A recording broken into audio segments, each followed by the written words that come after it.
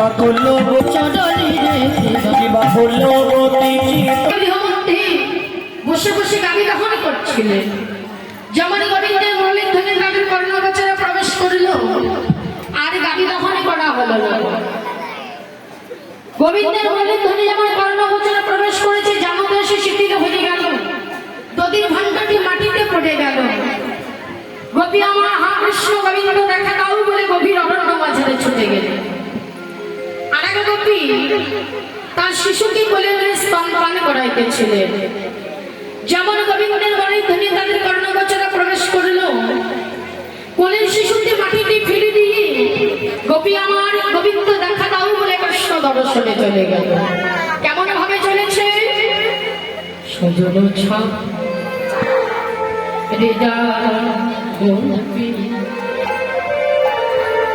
গোপী কাননেতে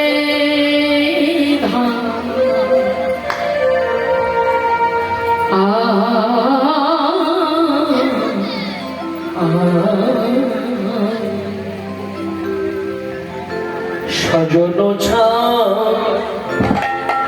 দিয়া গোপী গোপী কাননেতে ধাই গোপী ধাই গোপী ধাই গোপী আজি পায়ো কানে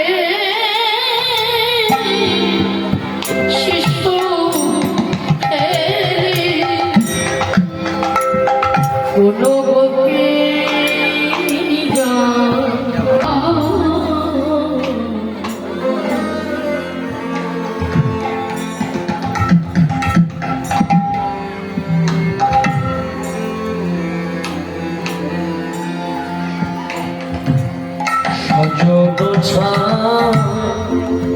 সারিয়া গোপী গোপী আমার কাননেতে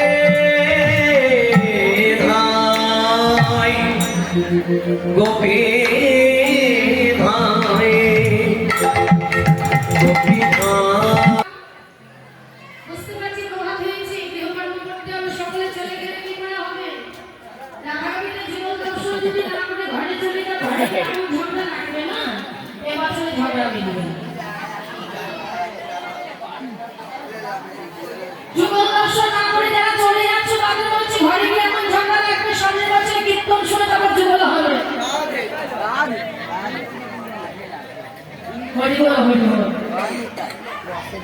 গোপিকা মানে চলেছে বিড়ি গুলি একটু সত্যি ছিল। যেমন গোবিন্দের মুরলীর ধ্বনি কর্ণগোচরে প্রবেশ করিল, গোপী আমার শয্যা থেকে উঠে গোবিন্দ দেখা দাও বলে কৃষ্ণ দেখা দাও বলে ছুটে গেলেন গভীর অরণ্য মাঝে। আর সেই গোপীর স্বামী পছন্দ স্বামী অপর নিদ্রায় ছিল। যেমন চেয়ে উঠল, গোপী চলে যায় গভীর রজনীতে কোনো মাছ নেই।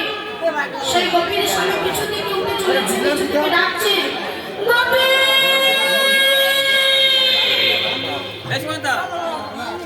গোপী শুনে যা। এই চাদরে